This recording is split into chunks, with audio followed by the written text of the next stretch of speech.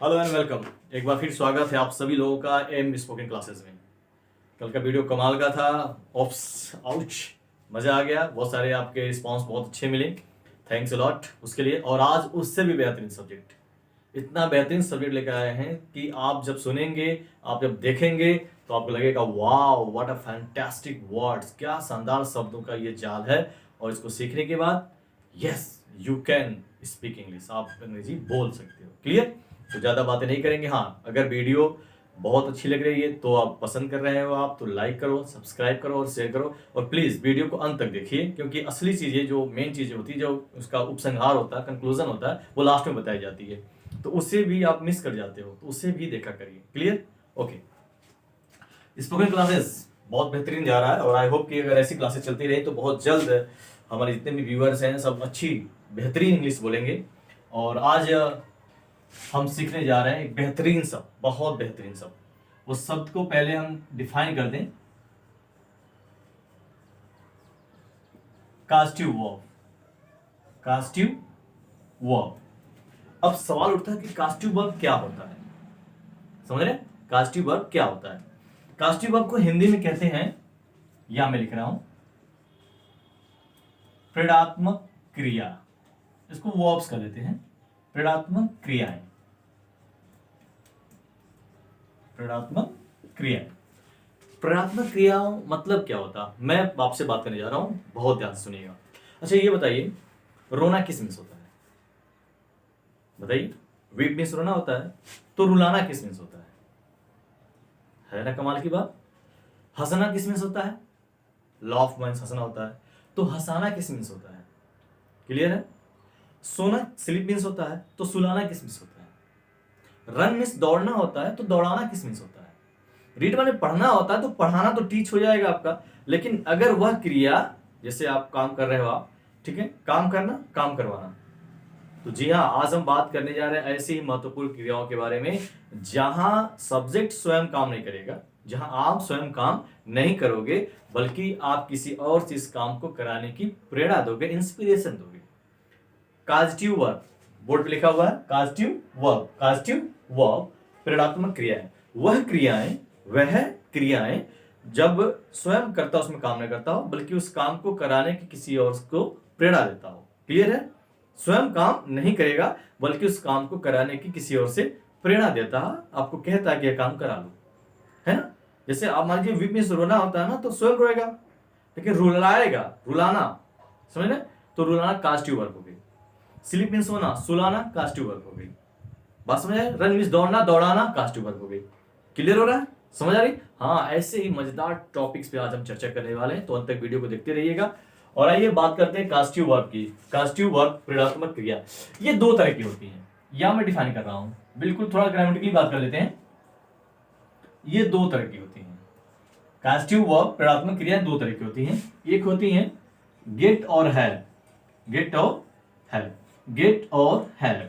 बहुत सारे पता है आपको, बहुत सारे लोग कहते नहीं कुछ और ज्यादा होती नहीं। बेसिकली आपको बताएं दो प्रकार की होती है कास्टिव वर्ब। मेन आपका जो बेस होता है दो प्रकार की होती है, इन पे ज्यादा फोकस करना चाहिए आपको। गेट और हैव, गेट और हैव, ध्यान रखिएगा। अच्छा, ये नॉन लिविंग काम अगर होता है, इनका रिलेशन जो होता है नॉन लिविंग से होता है, अर्थात निर्जीव, अर्थात निर्जीव से। और ये होती हैं काज और मेक, काज और मेक, ये सजीव से होती हैं, लिविंग से होती हैं। अब आप सोच रहे हैं इसका क्या प्रोसेस है सर, ये नॉन लिविंग और लिविंग का मतलब क्या हुआ? तो कहने का मतलब है जब ऐसा कोई कार्य, जब ऐसा कोई, जैसे आप किसी को रुलाए, तो रोने वाला आदमी कौन सा होगा? सजीव होगा ना, लिविंग होगा ना। तो जब सजीव को बात होगी, उसकी एक्टिविटी की बात होगी, तो हम वहां मेक या काज लगाएंगे, वहां हम मेक या काज लगाएंगे। लेकिन जब किसी निर्जीव की बात होगी, निर्जीव किसी कार्य को कराने की बात होगी, जैसे पत्र लिखवा लो, पत्र लिखवा लो, तो पत्र भी निर्जीव हो गया, नॉन लिविंग हुआ ना, ठीक है? तो वह होगा हमारा गेट और हैव। समझ आ रही बात? कास्टिव वर्ब दो तरह की होती हैं, ठीक है? एक नॉन लिविंग होती है और एक लिविंग होती है। नॉन लिविंग में गेट और हैव आता है, लिविंग में काज और मेक आते हैं। काज और मेक का प्रयोग सजीव काम होगा, जैसे सजीव से जुड़ी, मतलब ह्यूमन से जुड़ी कोई चीज या जिसमें प्राण हो, आप समझ रहे हैं ना, उससे जुड़ी कोई चीज हो, हंसना है, हंसाना है, रोना है, रुलाना है, ठीक है, दौड़ना है, दौड़ाना है, समझ रहे हो ना, तो ये सजीव करेगा ना। जब कोई ना निर्जीव जब होता है तब यहाँ आते हैं, निर्जीव कोई काम कराना हो, और अक्सर निर्जीव वाला जो काम होता है ना वो हमेशा पैसिव वॉइस में ही होता है। निर्जीव वाला जो काम होता है वो पैसिव वॉइस ही होता है। जो भी निर्जीव का काम होगा वो क्या होगा, वो पैसिव वॉइस में होगा, ठीक। और ये प्राय एक्टिव वॉइस में जाते हैं, ठीक है। लिविंग थिंग्स वाले जो होते हैं वो एक्टिव वॉइस में जाते हैं, और ये नॉन लिविंग वाले वाक्य अक्सर बोध जो देते हैं, जो सेंस देते हैं, जो ग्रामेटिकली प्रोसेस चलता है, स्ट्रक्चर चलता है, वह चलता है पैसिव वॉइस का। क्लियर। तो हम फोकस करने जा रहे हैं नॉन लिविंग गेट और हैव के प्रयोग पे। Clear, okay.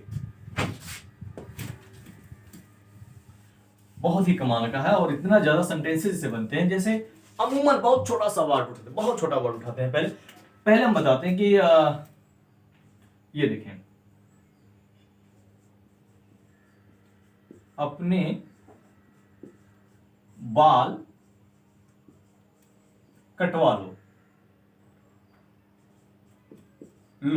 क्लियर।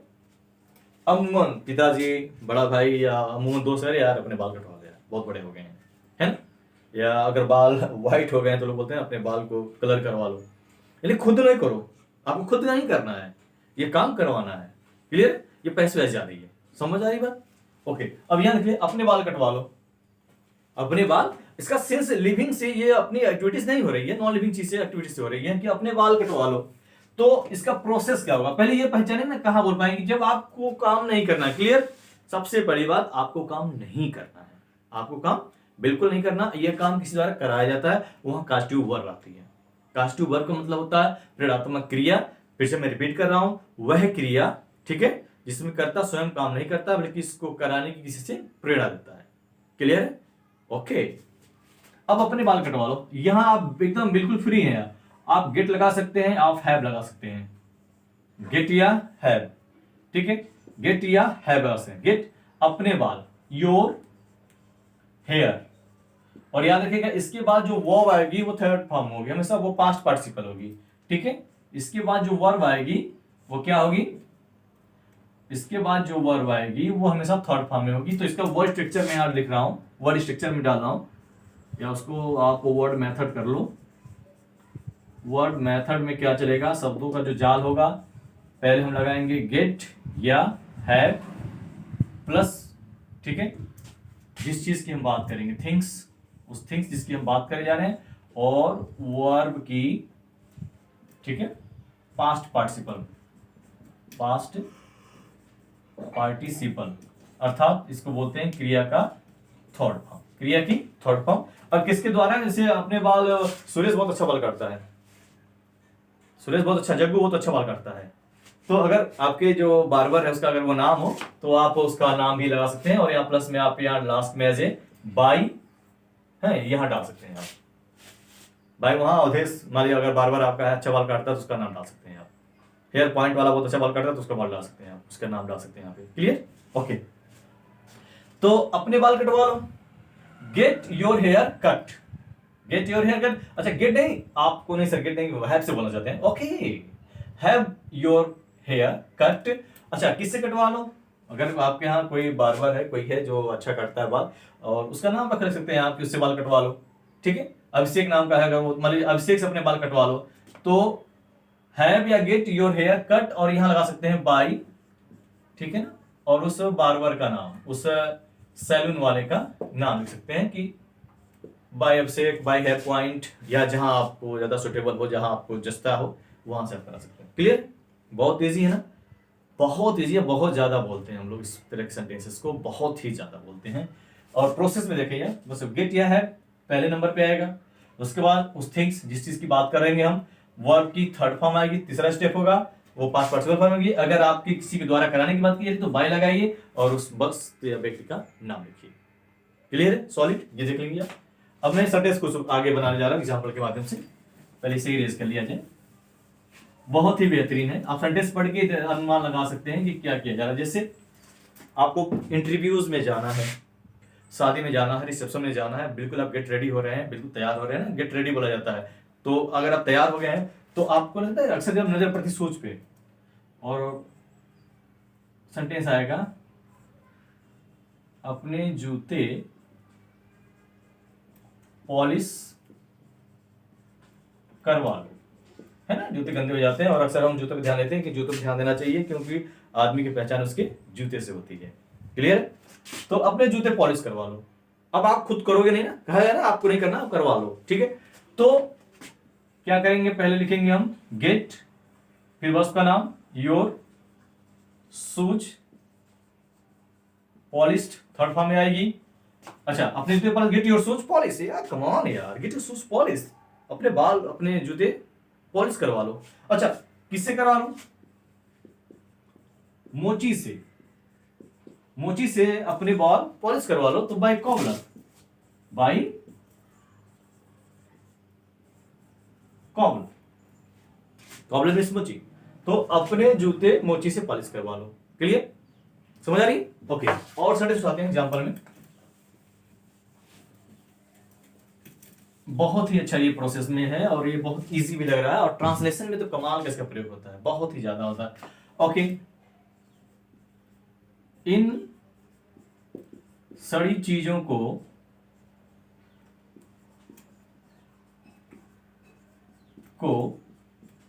बाहर फेंकवा दो। जैसे दिवाली आई थी ना, तो बहुत ज्यादा ऐसा बोला जा रहा था, भाई कचड़े को बाहर फेंकवा दो, ठीक है। तो अब ये आपको करना नहीं, आपको खुद नहीं करना, आपको करवा दो, ठीक है। तो इन सड़ी चीजों को बाहर फेंकवा दो। तो गेट या है, गेट ज्यादा सुटेबल रहता है, इसलिए गेट ज्यादा लगाते हैं, गेट बोलने में भी अच्छा लगता है। Get these rotten, rotten mean सड़ा हुआ, रोटेन थिंग्स, ठीक है। अब फेंकवाना, थ्रो, थ्रो हो जाएगा outside. Clear, get this rotten things thrown outside. अच्छा, ये कह सकते हैं कि इसको अरे यार वो रवि से कह के चीजों को बाहर फेंकवा दो, ठीक है ना।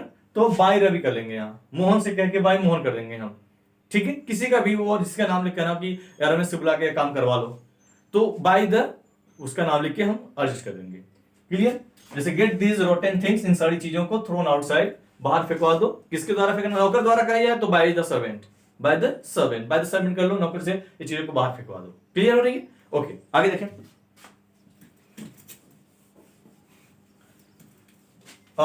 बाइक खराब हो गई है, तो कहा जाता है यार अपनी बाइक की मरम्मत करा लो, अपनी बाइक की मरम्मत करवा लो। तो get your bike repaired bye Dilip mechanic, है ना।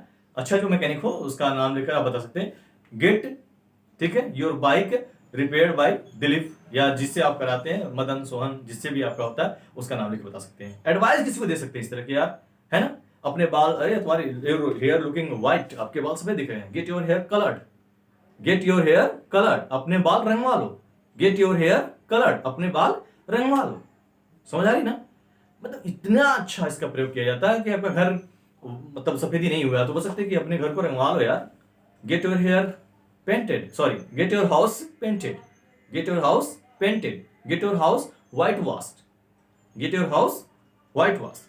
तो जितनी भी चीजें हैं और आपको खुद नहीं करना है, किस करवाना, तो हम गेट लगाइए, हैव लगाइए और बहुत अच्छे से बना सकते हैं आप, बहुत अच्छे से उसको एडजस्ट कर सकते हैं। अच्छा, इसमें सब्जेक्ट बोल सकते हैं, मैंने जैसे आपको चाहो आप कि अगर कहीं व्यवस्था की जा रही, सफाई की जा रही, कमरे को साफ करवा दो, कमरे को साफ करवा दो, कुछ लोग मेहमान आने वाले हैं, ठीक है।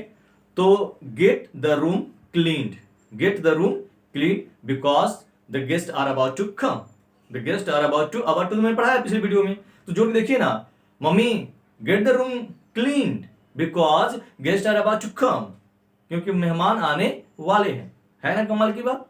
तो गेट और हैव का प्रयोग बहुत ज्यादा, अपने कपड़े को सिलवा लो, फट गया ना यहाँ पे, अपने कपड़े धुलवा लो यार, इतने गंदे लगे। Get your clothes white washed, white और सफेद हो जाएगी, केवल वॉश लगाएंगे वहां पे, washed, get your cloth washed, अपने कपड़े धुलवा लो, धोबी से धुलवा लो तो वॉशरमैन कर देंगे, बाय वॉशरमैन। मतलब अमूमन इतना ज्यादा सेंटेंस हम बोल सकते हैं इसका प्रयोग करके कि बहुत आसानी से बोल सकते हैं और अच्छा भी लगता है। पूड़ी मंगवा लो, खाना चला ना, पूड़ी मंगवा लो, सब्जी मंगवा लो, है ना, थोड़ी और मिठाई मंगवा लो रमेश को भेजकर, बात समझ रहे ना। तो गेट या हैव लगा के आप आराम से आसानी से सेंटेंस को बनवा सकते हैं, इस चीज की बहुत इजी प्रोसेस हो जाएगा जी। ओके, कंफर्म हो रही है, ठीक है। अब आते हैं काज और मेक पे, ये सजीव से जुड़ा होता है। ये क्या होता है? ये सजीव से जुड़ा होता है। सजीव आदमी से जब कोई काम करने की बात होती है, जैसे उसका कोई एक्टिविटी है, जैसे मैंने उसको रुलाया, मैंने उसको रुलाया, तो आई, क्लियर, आई टेंस के हिसाब से काज्ड, सिंपल पास्ट टेंस हो जाएगा, आई काज्ड हिम, और यहां वर्ब की फर्स्ट फॉर्म आएगी, लेकिन टेंस का प्रभाव यहां पड़ेगा कास्ट पे, ठीक है। अच्छा, जब काज लगाते हैं, एक बहुत छोटी सी बात है, सिंटेक्स में ध्यान रखिएगा, परीक्षाओं में बहुत ज्यादा आता है। जब काज लगाएंगे तो यहां जो वर्ब होगी उसके पहले हम टू लगाते हैं, उसके पहले हम टू लगाएंगे, और जब हम मेक लगाएंगे तो मेक का सेकंड फॉर्म मेड हो जाता है, आई मेड हिम वीप, यहां पे हम टू नहीं लगाएंगे। काज जब यूज करेंगे तो वर्ब के पहले इंफिनिटिव हो जाएगी, क्लियर, और जब हम मेड लगाएंगे तो इंफिनिटिव नहीं लगाएंगे, इंफिनिटिव नहीं लगाएंगे। आई मेड हिम वीप, मैंने उसे तेज दौड़ाया, ठीक है, तो I made him run fast, clear, I made him run fast, मैंने उसे तेज दौड़ाया। I caused him to run fast हो जाएगा, टू रन फास्ट, है ना। मैंने उसे मुर्गा बनवाया, मैंने उससे भीख मंगवाया, आई मेड हिम बैगेट। तो आप किसी को चेतावनी भी दे सकते हो, चैलेंज भी दे सकते हो, है ना। मैंने उससे थूक के चटवाया, समझ आए ना। तो ये सारे सेंटेंसेस हम काज या मेड से बना सकते हैं। अब समझ आई, वीप मीन्स रोना, रुलाना, रुलाने की मीनिंग क्या हो जाएगी? अगर कोई पूछ लेता है आपको तो आप बोलेंगे मेक वीप या काज टू वीप, मेक वीप या काज टू वीप, और टेंस किसी भी टेंस बना सकते हैं, और प्रभाव क्रिया का इस पे पड़ेगा, काज पे पड़ेगा या मेक पे पड़ेगा, काज पे पड़ेगा या मेक पे पड़ेगा। इसे सेंटेंस हो गया, आपको मैं बता रहा हूं, आप तो जज करिएगा कि यह पत्र मोहन से लिखवा लो, यह पत्र मोहन से लिखवा लो। अब ये आप मुझे बताओ, कमेंट करके बताइएगा मुझे, किसमें काज या मेक लगेगा या गेट या हैव लगेगा। यह पत्र रमेश से पढ़वा लो, यह पत्र रमेश से, यह खबर मोहन से टाइप करवा लो, है ना, यह पोस्टर रमेश से जाके बनवा लो। बात समझ आ रही ना। तो अब ये सब आपको खुद बताना होगा, खुद जज करिए किस समय। देखिए, यह पत्र, मैं खुद आपको हिंट दे रहा हूं, यह पत्र रमेश से पढ़वा लो, तो पत्र निर्जीव हो गया है, ठीक है ना, तो गेट लगना चाहिए, get this letter read by Mohan. Clear आ रही ना, समझ आ रही ना। ओके, इन चीजों को बेटा से मंगवा लो, अगर पापा कह रहे हैं ना इन चीजों को बेटा से मंगवा लो, तो गेट दीज थिंग्स, या इन सब्जियों को, गेट दीज वेजिटेबल, ठीक है, brought by the sun. Clear हो रही है। ये बहुत ही ज्यादा इंपॉर्टेंट सेंटेंसेस हैं, और याद रखिए कास्टिव वर्ब वह क्रिया जो स्वयं करता काम नहीं करता, किसी कराने की प्रेरणा देता है। ये बेसिकली दो प्रकार की होती हैं, एक लिविंग, एक नॉन लिविंग होती है। नॉन लिविंग में गेट और हैव आता है, और लिविंग में काज और मेक आता है, ठीक है। जब करता स्वयं काम नहीं करता है, जब किसी तरह मैं तुझसे भीख मंगवाया तो I made him baguette, I made him baguette, या आई काज्ड हिम टू बेग। समझ आएगा, काज हिम टू बेग। प्रोसेस में क्या चलता है इसका थोड़ा सा मैं आपको बता दूं। जी जी, बहुत सुंदर है, बहुत अच्छी चीज है ये, आपको जानना बहुत जरूरी होता है। कास्टिव वर्ब, देखिए सब्जेक्ट, अगर लिविंग की बात करेंगे तो हम, आप यहाँ सब्जेक्ट भी लिख सकते हैं, आप सब्जेक्ट लिख देते हैं, फिर आप लगा सकते हैं काज या मेक, अकॉर्डिंग टू टेंस कर देंगे इसका फॉर्म हम, ठीक है। उसके बाद उस चिन्ह का नाम जिसके बारे में ऑब्जेक्ट होगा उसको कह सकते हैं आप ऑब्जेक्ट, और वर्ब की फर्स्ट फॉर्म, वर्ब की फर्स्ट फॉर्म। अगर काज लगा रहे हैं तो टू लगा देंगे, इन्फिनिटिव का प्रयोग करेंगे, या काज नहीं लगा रहे तो भी वर्ब की फर्स्ट फॉर्म ही आएगी। समझ आ रही के लिए, ओके। ये बहुत बेहतरीन है और उसको याद रखिएगा अच्छी तरह से। अमूमन लोग आपसे पूछते हैं भाई साहब बहुत पढ़ते हो, ये बताओ सोना किस माने होता है, तब बोलोगे भाई स्लीप माने सोना होता है, बोलो सुलाना किस माने होता है, आप कंफ्यूज जाते। तो सुलाना किस मीन्स होता है, मेक स्लीप या काज टू स्लीप, मेक स्लीप या काज टू स्लीप। क्लियर हो रही है, समझ आ रही बात आपको, ओके। अगर ये समझ आ रही है तो इसका ज्यादा से ज्यादा आप प्रयोग करो, ज्यादा से ज्यादा यूज करो, किसी को एडवाइस दो, किसी को बताओ यार तुम्हारे यार ये कपड़े इतने फटे हुए हैं, गेट योर क्लॉथ्स स्टिच, ठीक है, बाय द टेलर। तो ये बहुत इजी सेंटेंस हो जाएंगे, ओके। तो प्लीज एक बात और याद रखिएगा, हमेशा आपको भी चाहिए, मैं बोल रहा हूँ आपको, गेट योर शूज पॉलिश, हमेशा आपके जूते पॉलिश होने चाहिए, क्योंकि उससे आपकी पहचान होती है। क्लियर। तो ऐसे बेहतरीन वीडियोस को देखने के लिए प्लीज हमारे चैनल को लाइक करिए, सब्सक्राइब करिए और शेयर करिए। Have a nice day.